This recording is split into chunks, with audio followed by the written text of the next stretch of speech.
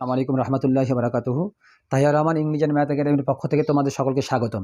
প্রিয় শিক্ষার্থীবৃন্দ, আশা করি তোমরা সকলেই ভালো আছো, আমিও ভালো আছি।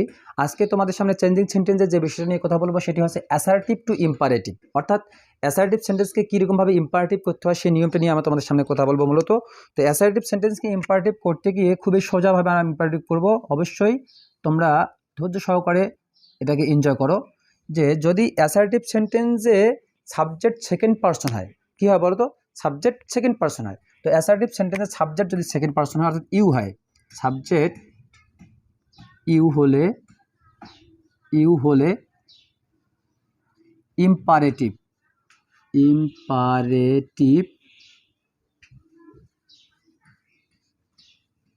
করার নিয়ম।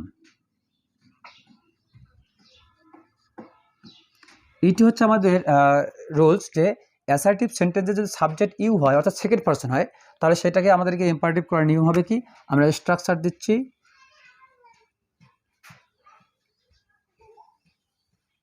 যে মেইন ভার্ব এর পূর্ব পর্যন্ত উঠে যাবে, পূর্ব পর্যন্ত উঠে গিয়ে বাকি অংশ, পূর্ব পর্যন্ত উঠে গিয়ে বাকি অংশ। দেখো খুবই ইজি যে অ্যাসার্টিভ সেন্টেন্সের সাবজেক্ট ইউ হলে ইম্পারেটিভ করার নিয়ম, অর্থাৎ সাবজেক্ট সেকেন্ড পার্সন বা ইউ যেটাই বলো তোমরা। তো সাবজেক্ট যদি ইউ হয় তাহলে ইম্পারেটিভ করার নিয়ম। স্ট্রাকচারে আমরা কী লিখলাম দেখো তো, যে যদি সাবজেক্ট ইউ হয় তাহলে স্ট্রাকচার হচ্ছে মেইন ভার্ব এর পূর্ব পর্যন্ত উঠে গিয়ে বাকি অংশ, অর্থাৎ মেইন ভার্বের পূর্ব পর্যন্ত উঠে যাবে। মেইন ভার্বটাকে তাহলে আগে লক্ষ্য করতে হবে। দেখো আমরা সেই কথাটাই লিখবো ভালো করে। এক্সাম্পলে যে you read English, you read English properly.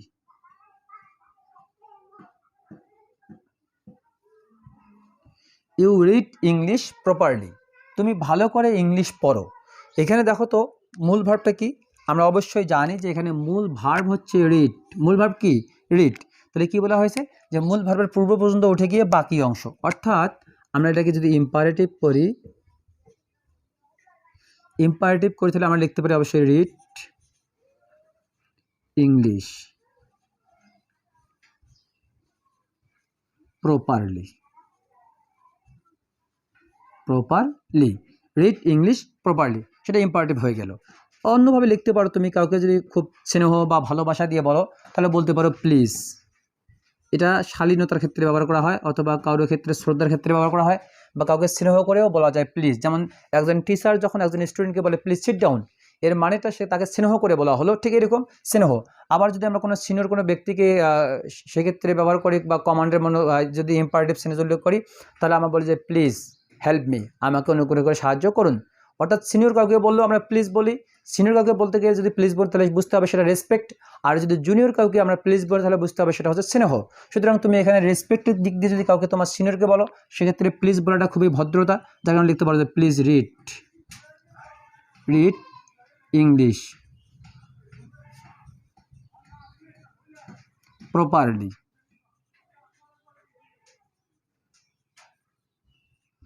Please read English properly, এটাকে তুমি যদি সিনিয়রকে বোঝাও তাহলে প্লিজের দ্বারা বোঝাবে যে অনুগ্রহ করে, আর যদি জুনিয়রকে বোঝাও তাহলে তাকে স্নেহ করে বোঝানো হবে, তাকে আদর দিয়ে বলা হচ্ছে যে দেখো তুমি ইংলিশটা ভালো করে পড়ো।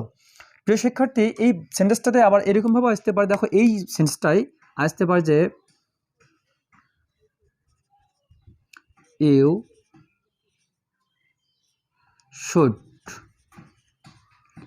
Should read English properly. দেখো এখানে আসতে পারে you should read English properly, তাহলে তুমি সেটাকে ইম্পারেটিভ কীভাবে করবে দেখো তো। এটাকে তুমি যে ইম্পারেটিভ করবে সেটা ইম্পারেটিভ করার সহজ উপায় সেটা হচ্ছে যে মূল ভার্ব কি? দেখো মূল ভার্ব হচ্ছে এখানে রিড, মূল ভার্ব হচ্ছে রিড। সুতরাং মূল ভার্বের পূর্ব পর্যন্ত উঠে গিয়ে আমাদের কি বসাতে হবে বলো তো? মূল ভার্বের পূর্ব পর্যন্ত উঠে গিয়ে বাকি অংশ, অর্থাৎ রিড ইংলিশ প্রপারলি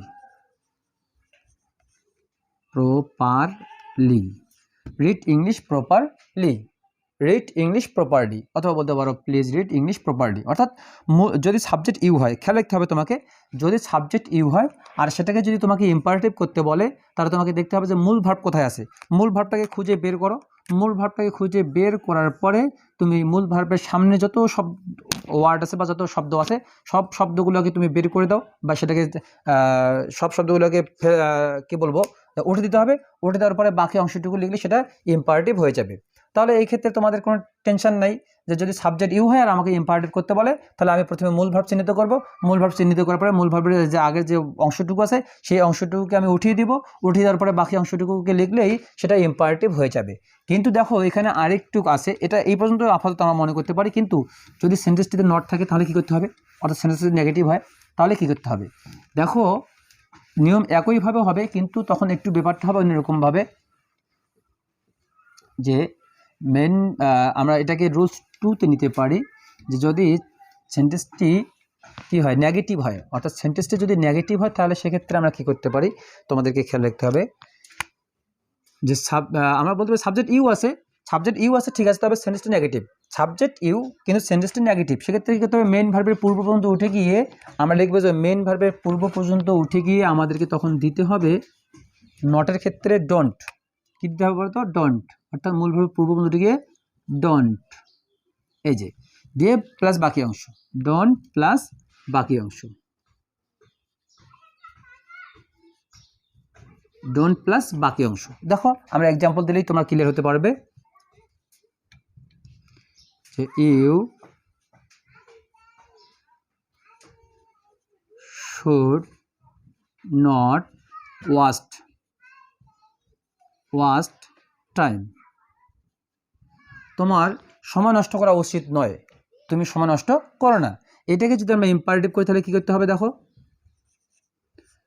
আমরা কি বলেছিলাম যে যদি নট থাকে, যদি সাবজেক্ট ইউ হবে বা সাবজেক্ট সেকেন্ড পারসন হবে কিন্তু সেন্টেন্সটাতে নট আছে তাহলে কী করতে হবে, এর আগে আমরা যখন দেখেছিলাম সেটা হচ্ছে পজিটিভ সেন্টেন্সের ক্ষেত্রে আমরা বলেছিলাম যে মূল ভার্বের পূর্ব পর্যন্ত উঠে গিয়ে বাকি অংশ, কিন্তু যখন এই সেন্টেন্সটি নেগেটিভ হবে তখন আমরা বলতে পারি না যে মূল ভার্বের পূর্ব পর্যন্ত উঠে গিয়ে বাকি অংশটা আমরা বলতে পারি না, তখন আমাদেরকে বলতে হবে যে মূল ভার্বের পূর্ব পর্যন্ত উঠে গিয়ে এখানে আমাদেরকে দিতে হবে ডোন্ট। কী দিতে হবে বলো তো, ডোন্ট।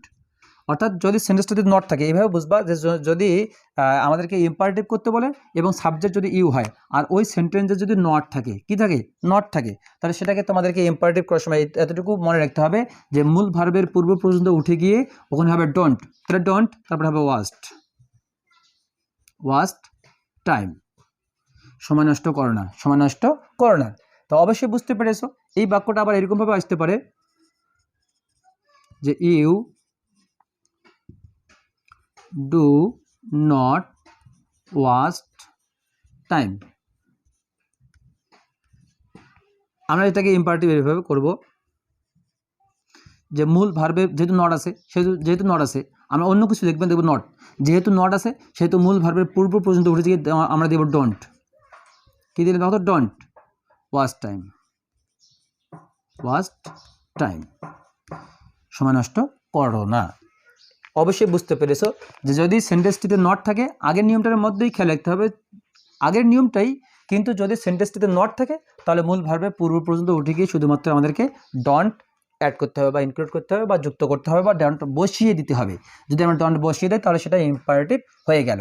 প্রিয় শিক্ষার্থী, কিন্তু আরও একটি কথা আছে, সেখানে হচ্ছে যে নেগেটিভ শুধু হলে হবে না, নেগেটিভ তো অনেকভাবে হয়, যেমন আমরা নট বসিয়েও নেগেটিভ করি আবার নেভার বসিয়েও নেগেটিভ করি। কিন্তু যদি নট বসিয়ে তাহলে বুঝলাম যে নট যদি থাকে তাহলে আমরা সেক্ষেত্রে ডোন্ট দিব, কিন্তু যদি সেন্টেন্সটিতে নেভার থাকে তাহলে কী করতে হবে, নেভার যদি থাকে সেন্টেন্স সাবজেক্ট ইউ কিন্তু যদি নেভার থাকে তাহলে মেন ভার্বের পূর্ব পর্যন্ত উঠে গিয়ে আমরা এটা rule number 3 Dev.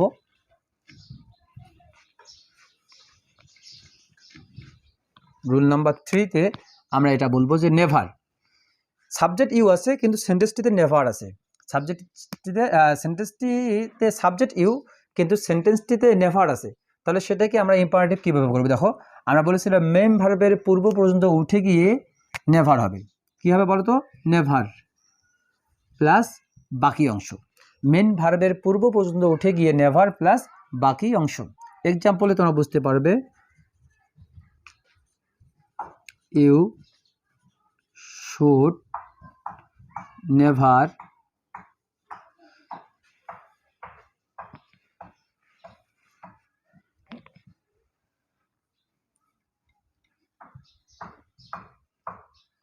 you should never tell a lie, তোমার মিথ্যা বলা উচিত নয়। দেখো এখানে নেভার দিয়েছি, অর্থাৎ মূল ভাব কি? টেল। মূল ভাব হচ্ছে টেল। তাহলে মূল ভাব যদি টেল হয়, আমরা কি বলেছি দেখো তো, যে মূল ভাব বা মেন ভার্বের পূর্ব পর্যন্ত উঠে গিয়ে নেভার প্লাস বাকি অংশ। তাহলে মূল ভার্ব হচ্ছে টেল, তার পূর্ব পর্যন্ত উঠে দেবো, তাহলে এইটুকু অংশ পুরোটাই উঠে যাবে। উঠে গিয়ে আমাদের দিতে হবে নেভার, নেভার টেল আ লাই। নেগেটিভ হয়ে গেল। দেখো অন্য একটা এক্সাম্পল নিতে পারি, এটা তো আমাদের সহজ সবসময় ব্যবহার করি যেহেতু, যে আমরা লিখতে পারি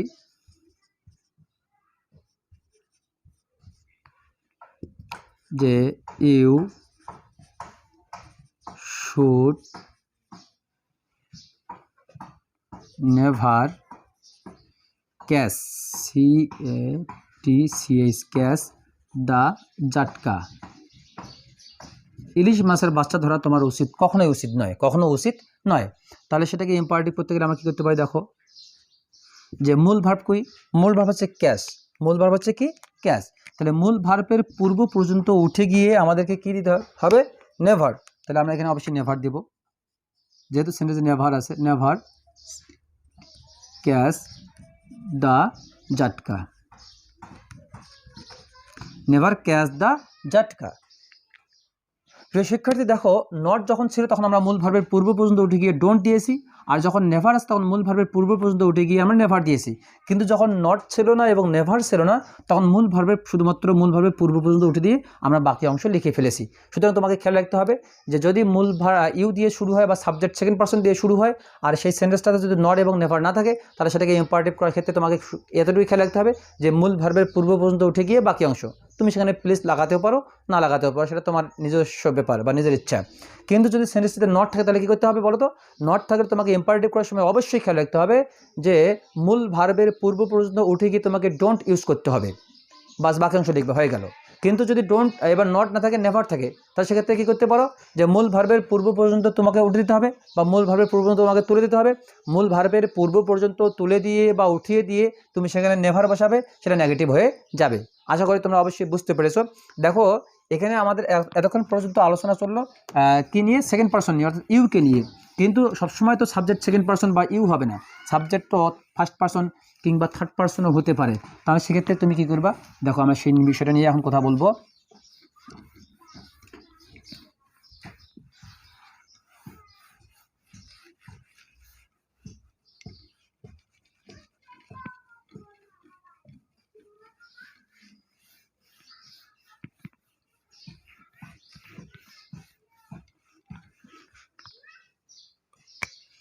রুল নাম্বার 4-এ আমরা আলোচনা করব যে যদি সাবজেক্ট থার্ড পারসন অ্যাসার্টিভ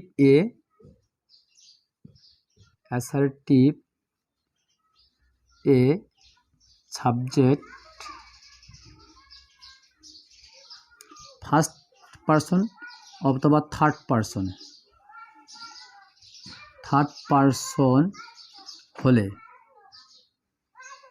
হলে ইম্পারেটিভ করার নিয়ম।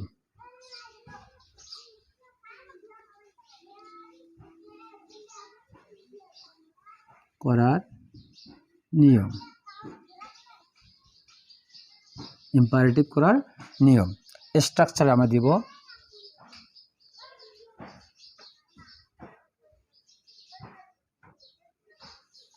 সাবজেক্ট যদি ফার্স্ট পারসন কিংবা থার্ড পারসন হয় তাহলে প্রথমে তোমাকে ইম্পারেটিভ করার সময় দিতে হবে লেট প্লাস প্রদত্ত যে সাবজেক্ট আছে প্রদত্ত সাবজেক্ট এর অবজেক্ট ফর্ম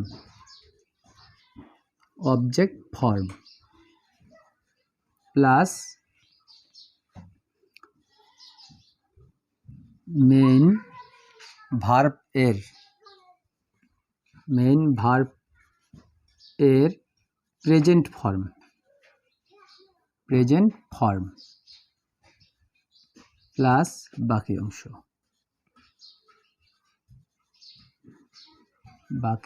অংশ।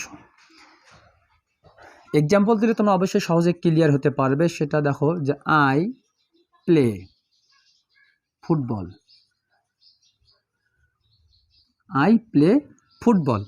দেখো এখানে সাবজেক্ট কিন্তু ইউ নেই, সাবজেক্ট হচ্ছে ফার্স্ট পারসন, অর্থাৎ অন্য কোনো পারসন, ইউ ছাড়া যেটা আসবে সেটাই। তো দেখো ইউ যেহেতু নেই, এখানে আই আছে, সেহেতু এটাকে যদি আমরা ইম্পারেটিভ করি তাহলে আমাদেরকে কী করতে হবে, যে এটাকে ইম্পারেটিভ করতে গেলে আমাদেরকে প্রতিদিন হবে লেট। কী বলছি বলতো, লেট। সাবজেক্ট অ্যাসার্টিভে subject first or third person হলে ইম্পারেটিভ করার নিয়ম। স্ট্রাকচারে আমরা প্রথমটাই বলছি লেট, তারপরে বলছি প্রদত্ত সাবজেক্ট এর অবজেক্ট, লেট দিলাম। প্রদত্ত সাবজেক্ট হচ্ছে আই এর অবজেক্ট হচ্ছে মি, লেট মি।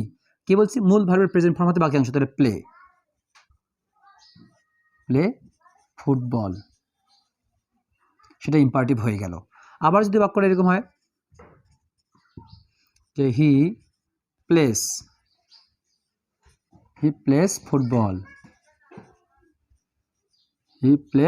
ফুটবল, তাহলে আমাদের দেখতে পাচ্ছি থার্ড পারসন, সুতরাং আমাদেরকে ইম্পারেটিভ করার সময় প্রথমে নিতে হবে লেট। কি নিতে হবে বলো তো, লেট। প্রদত্ত সাবজেক্টের অবজেক্ট, তাহলে হির অবজেক্ট হচ্ছে হিম, তাহলে লেট হিম। বলছিলাম কি মূল ভার্বের প্রেজেন্ট ফর্ম, তার মানে এস উঠে যাবে, তাহলে প্লে। খেয়াল রাখতে হবে subject third person singular number হলে তো এস, এখানে তো সাবজেক্ট থাকলো না, যার কারণে এস ওয়ার থাকছে না, তাহলে লেট হিম প্লে ফুটবল, সেটা ইম্পারেটিভ হয়ে গেল। প্রিয় শিক্ষার্থী, আশা করি তোমরা বুঝতে পেরেছো যে আসলে সাবজেক্ট যদি ফার্স্ট পারসন কিংবা থার্ড পারসন হয়, ফার্স্ট পারসন কিংবা থার্ড পারসন হয়, তাহলে ইম্পারেটিভ করার নিয়মটা আরও সোজা। সেটা হচ্ছে কি, প্রথমে আমাদেরকে লেট দিতে হবে, যে সাবজেক্ট আছে সেই সাবজেক্টের অবজেক্ট দিলে আমাদেরকে আর কোনো টেনশন করতে হচ্ছে না। কিন্তু দেখো এই সেন্টেন্সটা যদি নেগেটিভ হয় তাহলে কি করতে হবে, এবার দেখো আমরা নেগেটিভ নিয়ে কথা বলবো।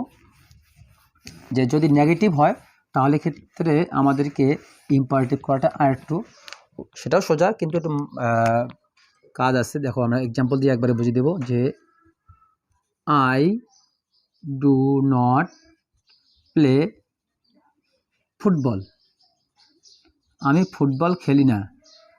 তাহলে সেক্ষেত্রে তোমাকে ইম্পারেটিভ করার সময় যেটা করতে হবে সেটা হচ্ছে কি, দেখো তো যে লেট দিলা, তারপর তোমাকে নট দিতে হবে, লেট নট, তারপরে অবজেক্ট মানে মি দিলা, সাবজেক্ট অবজেক্ট মি, তারপরে মূল ভার্বের present form play football.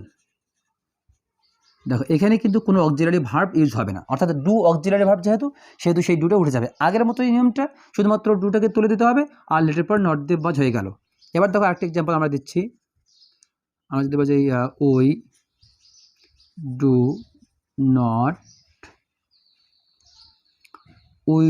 Not go to market,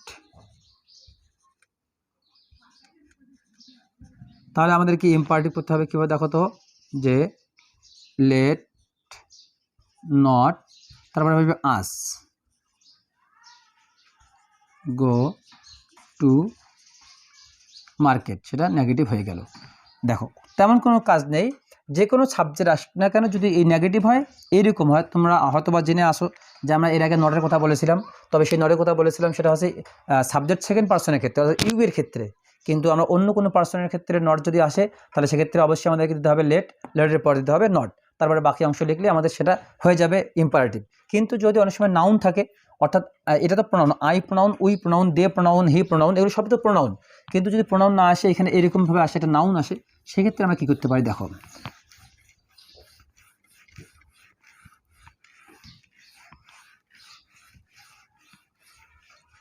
যদি নাউন আসে যে রহিম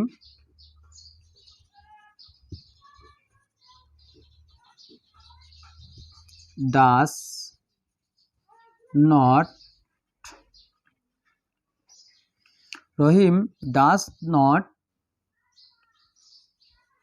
রাইট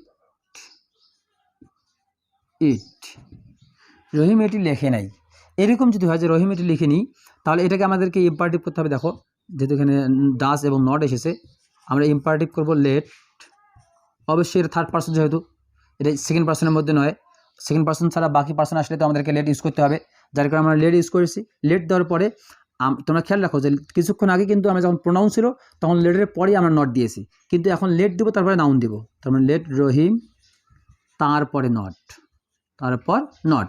অর্থাৎ নাউন হলে লেটের পরে নাউন, আর যদি প্রোনাউন হয় তাহলে লেটের পর নট তারপরে প্রোনাউন। তো লেট রহিম নট রাইট ইট, বাস সেটা ইম্পারেটিভ হয়ে গেল। প্রিয় শিক্ষার্থী, তোমাদেরকে খেয়াল রাখতে হবে যে যদি এটা প্রোনাউন ইউজ করা হয় তাহলে লেটের পরে নট তারপরে প্রোনাউনের অবজেক্ট, আর যদি নাউন ইউজ করা হয় তাহলে অবশ্যই তোমাকে লেটের পরে আগে নাউনটা ইউজ করতে হবে, তারপর নটটা দিয়ে বাকি অংশ লিখতে হবে। আশা করি তোমরা অ্যাসার্টিভ টু ইম্পারেটিভ বুঝতে পেরেছো। আসলে অ্যাসার্টিভ টু ইম্পারেটিভ তেমন কঠিন কিছু নয়, তবে গুরুত্বপূর্ণ যে বিষয় সেটা হচ্ছে যে এটা একেবারে ক্লাস 6 থেকে শুরু করে ইন্টারমিডিয়েট পর্যন্ত কিন্তু এটা করতে হয়, চেঞ্জ করতে হয়। সুতরাং এটা একদম ছেড়ে দেওয়ার মতো বিষয় নয়, আমাদেরকে অবশ্যই খুব মনোযোগ দিয়ে যত্ন সহকারে সেটা শিখতে হবে। আমি সেইভাবে মনোযোগ দিয়ে যত্ন করে যেন তোমরা শিখতে পারো সেভাবেই তোমাদেরকে সাজিয়ে ক্লাস করার চেষ্টা করেছি। প্রিয় শিক্ষার্থীবৃন্দু, তোমরা অবশ্যই সেটাকে ভালো করে দেখবে। যদি একবার দেখার পরে বুঝতে না পারো দ্বিতীয়বার আবার দেখবে, তৃতীয়বার দেখবে, তুমি অবশ্যই বুঝবে। এখানে না বোঝার কোনো ক্লু রাখা হয়নি, যার কারণে তোমাদেরকে আমি বলছি যে ভিডিওগুলো অবশ্যই খুব কেয়ারফুলিভাবেই দেখার চেষ্টা করবে। আজকে আমরা অ্যাসার্টিভ টু ইম্পারেটিভ শেষ করলাম।